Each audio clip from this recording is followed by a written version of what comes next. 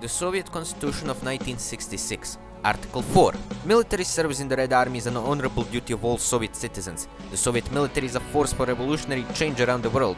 As such, citizens must aid the Red Army in whichever way they are able. All Soviet citizens have the sacred duty to defend the motherland. Treason to the country, deserting the Red Army, impairing military power, and espionage is punishable with all severity of the law. Article 5. The Red Army's sole goal is to defend the revolution against reaction and spread socialism on earth. The Grand Marshal may exercise his authority to overrule the civilian government if it is beneficial to this goal. The Grand Marshal can also take direct control of the country during the times of revolutionary war against capitalist and fascist threats. Article 6.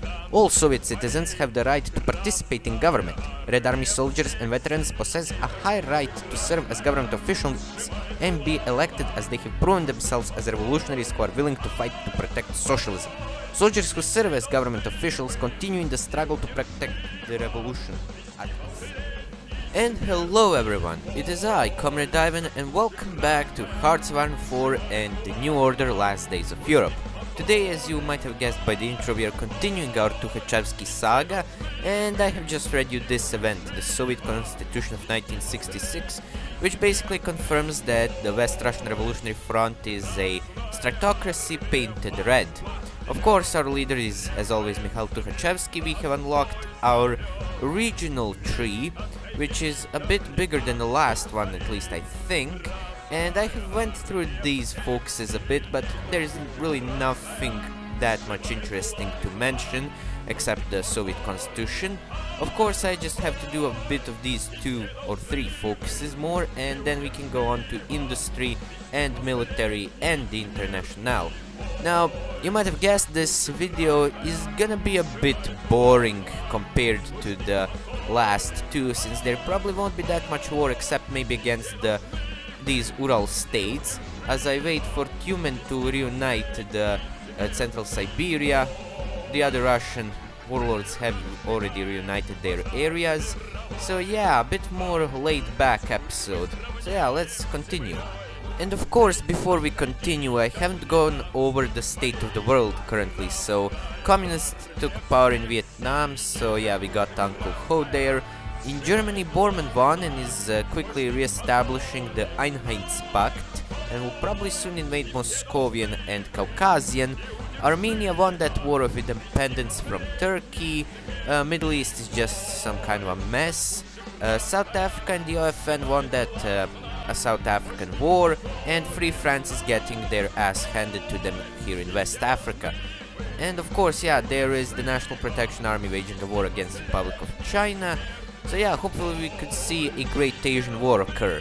But yeah, for now we're mostly focused on our economy, so we can't really do that much about the world. And this was quite unexpected. I guess I wasn't really paying that much attention to West Siberia, since Zlatoust has managed to defeat Tumen. So yeah, now this is gonna make things a lot easier, since I have figured out from some of my other runs that Tukhachevsky cannot peacefully reunify with any other communist warlord except the People's Revolutionary Council of Kyzyl. So yeah, this makes things a lot easier, since now I can just go and conquer these little statelets. But yeah, still sad for Kaganovich.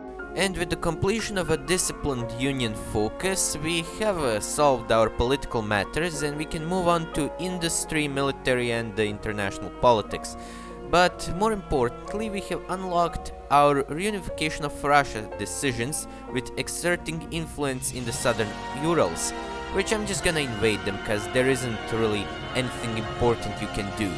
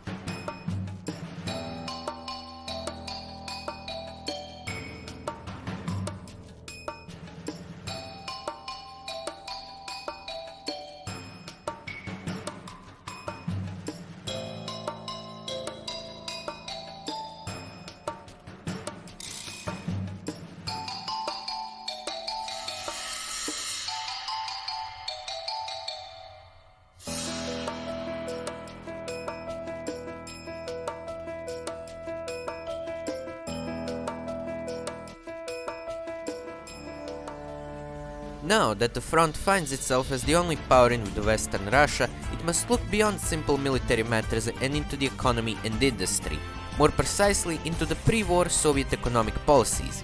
Introduced by Lenin after the Civil War, the new economic policy oversaw introduction of small-scale private sector into the planned economy. This policy ensured the accumulation of capital and preparation of the Union for the transition to a fully communist economy. Despite this, the policies of NEP have hurt the Soviet defensive and industrial capacities, as Bukharin intended to continue with them well into the 40s, thus leaving the Union unprepared for the fascist hordes that came pouring through in 1941. The obvious lack of industrialization and attention for the military industries made the Red Army and the Soviet Union utterly defenseless as the swastika was planted over the Kremlin. While the front hasn't had much experience with collectivization of the land and the industrialization, it has been decided that if we want to reunite the motherland and defeat the fascist horde that occupy Europe, we must quickly learn to implement these policies, or else the future of our revolution might be more uncertain than it already is. And with destruction of the Ural League, all of the southern Urals are now under the rightful flag of the West Russian Revolutionary Front. So yeah, Ural League is always the toughest one to defeat because, well, they got Urals and quite a lot of forts. However, another thing is that we have completed the focus down the road to freedom, which gave us an event split decisions, which is like Ustinov, who was IRL Soviet defense minister under Brezhnev, who is now our economic minister, talks with Tukhachevsky about what our economic policy should be. And we have two decisions: a return to the revolution, which is basically return to new economic policy because Bukharin succeeded Lenin in TNO timeline and not Stalin, so collectivization and industrialization never happened. Instead, there was new economic policy, which was just a little bit of capitalist economy in the Soviet system. It's a complicated matter, so I don't know that much about it. And of course we have a foray into unknown, which is collectivization and industrialization, which is what the Soviets did IRL. And we should go with the foray into the unknown, because even though our economy will be more centralized, which is actually good since it gives us some good bonuses, this also means that, well, we'll be practicing real Marxism instead of whatever Bukharin was doing. So yeah, after the economy focuses are done, I will probably do the Spectre that haunts the world and the Internationale, and then the military. And of course we get this event, which you can read if you want. It's about, well, what we are going to do with the civilian industry and the failures of Bukharin. And with that, I will also do this focus right here, the simplest soldiers, and stop with the economy and the industry to focus a bit on the Internationale before Irkutsk does it, because if they do it first, then I'm just gonna get fucked. But yeah, overall, everything's doing alright. We are preparing for the war with the Ural states, which I hope is going to go smoothly for us. I don't know how good their divisions are, and I need to produce more divisions, including some tank ones, so yeah, that's kinda based. And with the completion of this focus, a spectre that haunts the world, we are presented with two choices when it comes to our foreign policy on a world scale.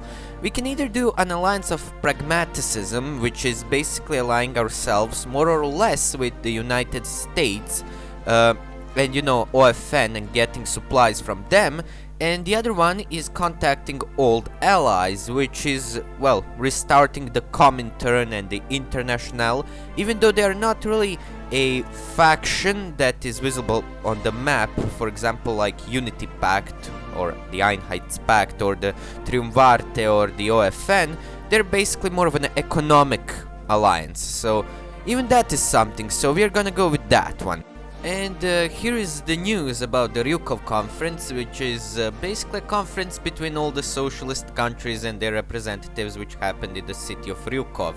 And yeah, that is a success for us, because it should form a Sokintern as well a decisions menu in here, and also as some form of economic alliance as soon as we complete a red star over the world.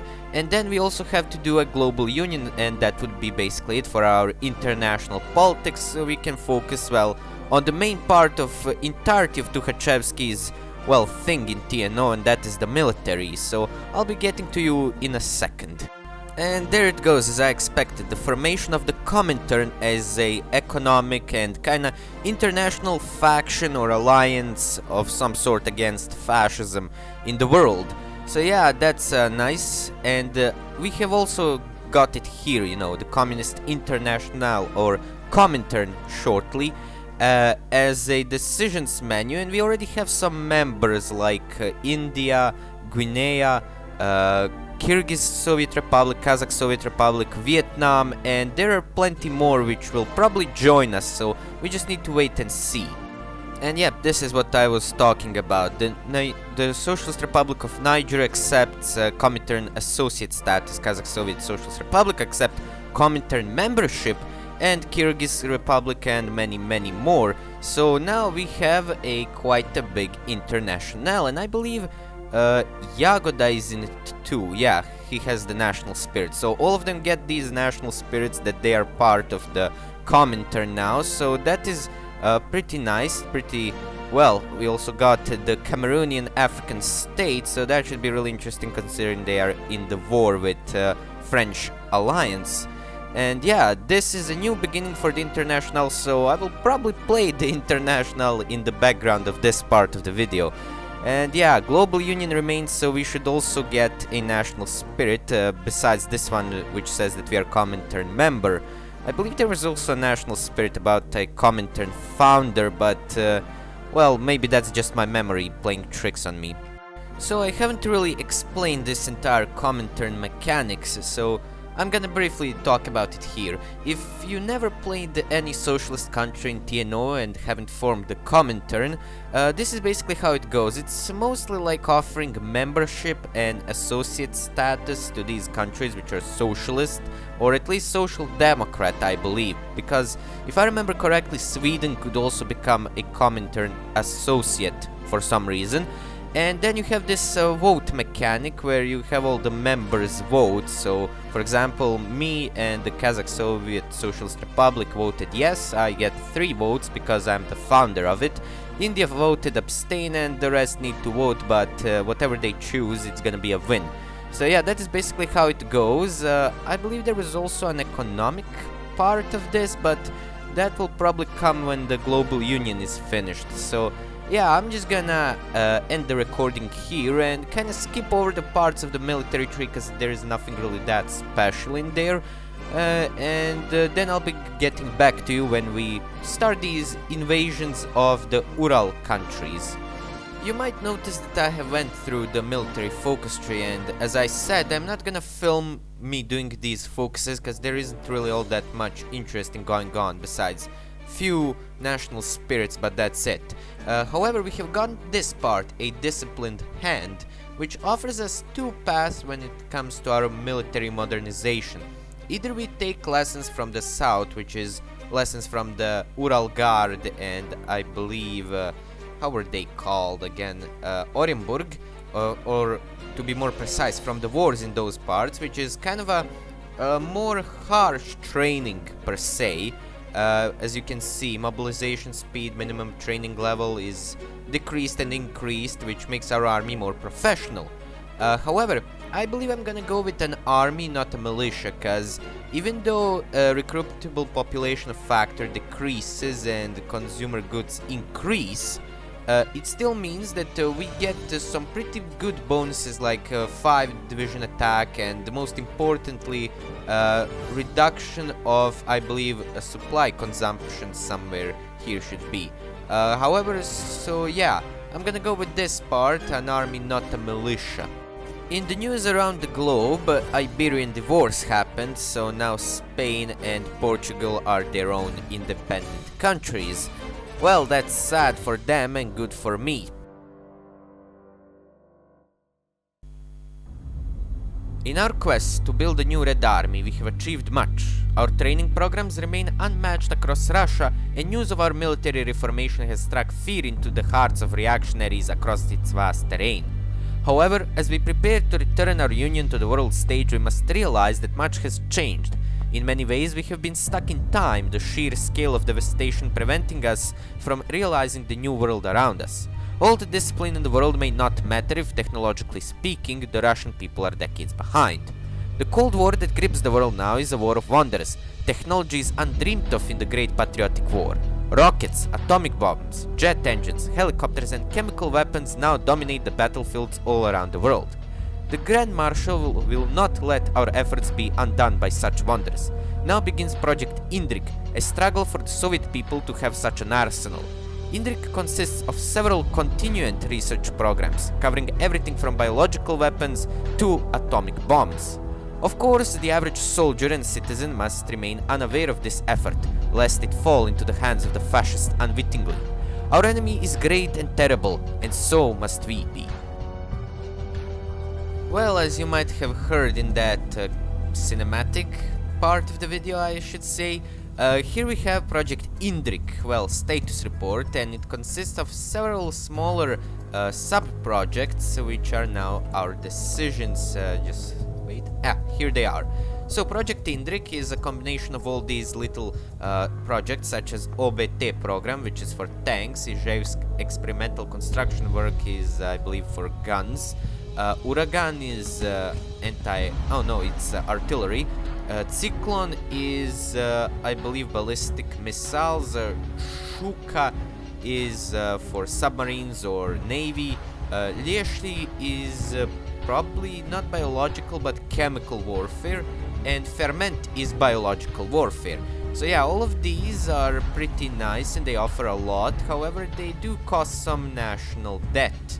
So yeah, that's the only downside to them. In previous TNO, I believe in release version and up until, the toolbox theory, it was more or less without any consequence, because economic system wasn't as complicated as today, so that was the better part of it. But I believe I will go with OBT program first, since yes, it does add, national debt, but we're gonna need some tanks, and then probably Izhevsk and maybe Cyclone, Lieshli or Ferment. I will see to decide which one of them.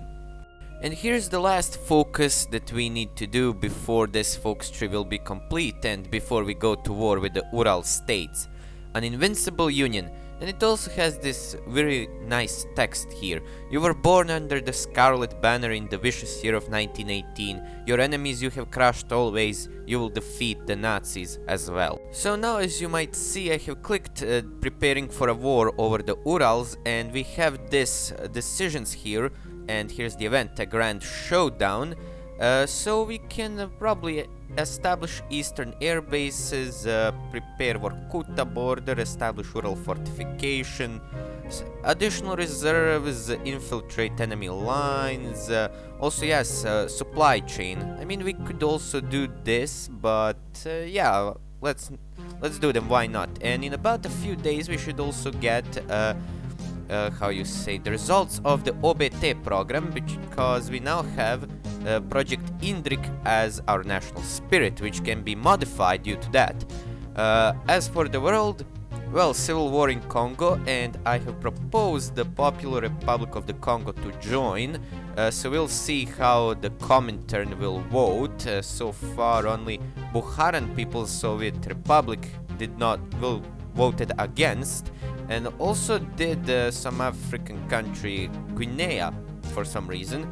Oh no, wait, Guinea, yeah. Interesting, very, very interesting, and we should now get our results for OBT program.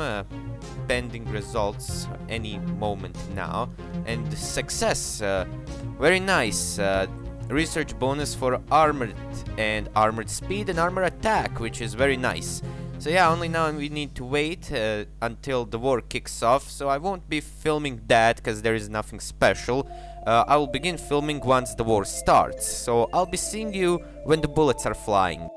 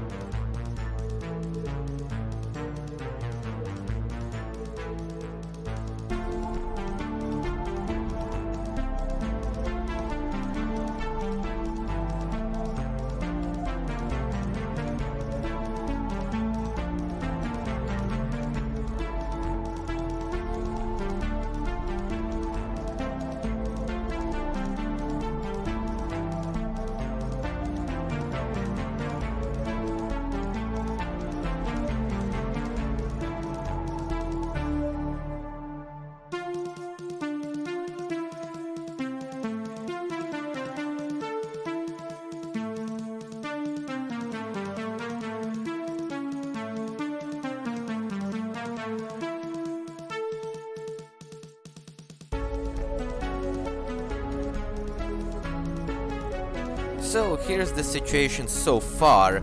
Honestly, opening days of the operation are going far better than I expected. We got a huge encirclement here. We have 6k casualties and they have 76 plus 3k from Vorkuta. Honestly, yeah, it's going far better than I expected, although they do have more units than me, all combined. However, my units are better because they're 40 with at least infantry is. So yeah, equipment-wise, we don't have any shortages, so that is good. We have complete air superiority, so yeah, all is going well.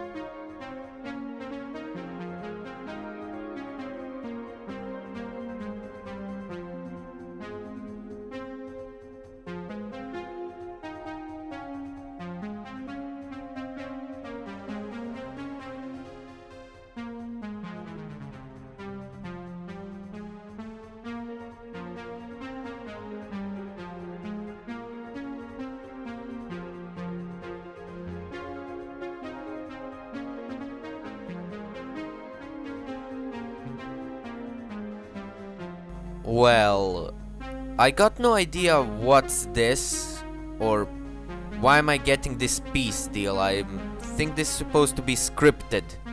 So, I don't know what the fuck happened, cause for some reason some of these countries peaced out with me. I'm still at war with the Ural Republic and Vorkuta, and of course we have captured Lenin's body, so that's really nice. However, I'm really confused. What the fuck is going on? Alright, so I used the loud Diplo to finish off this war, cause I believe my TNO kinda broke apart when I capitulated Tumen for some reason. But hey, we are continuing now and their front is quickly collapsing. And with the capitulation of the Nenets Republic, the war is over. And only we need to integrate all this stuff. Our economy-wise, we are doing actually pretty good, you know. I thought because we were in a war it would go bad, and because our military spendings are bigger since our army is bigger. However, hopefully some of these national spirits are gonna give us some support and boost. Plus we also have 2 more factories, which is nice. And since our focus tree is completely done, we have nothing more to do. So, Russian reunification, and we are now Union of Soviet Socialist Republics. We have our flag, which is a hammer, a sickle, and a sword, which I believe was first proposed by Trotsky as a flag of the Soviet Union, and honestly that would probably be the only good idea he ever had, besides gassing the tomb of rebellion. However, now we are a new country, we are far bigger, and we have also gotten our super regional tree. So yeah, dissolving the front, which I won't do now, but in the next video, and I really hope you guys have enjoyed this one. I know it's a bit long, at least I didn't still edit the video, so I don't know really. I hope you have enjoyed. Sorry for that little part there, but I believe my TNO kinda bugged itself out. And yeah, once again for the 3rd time, I hope you enjoyed. I'll be seeing you in the next one. Bye.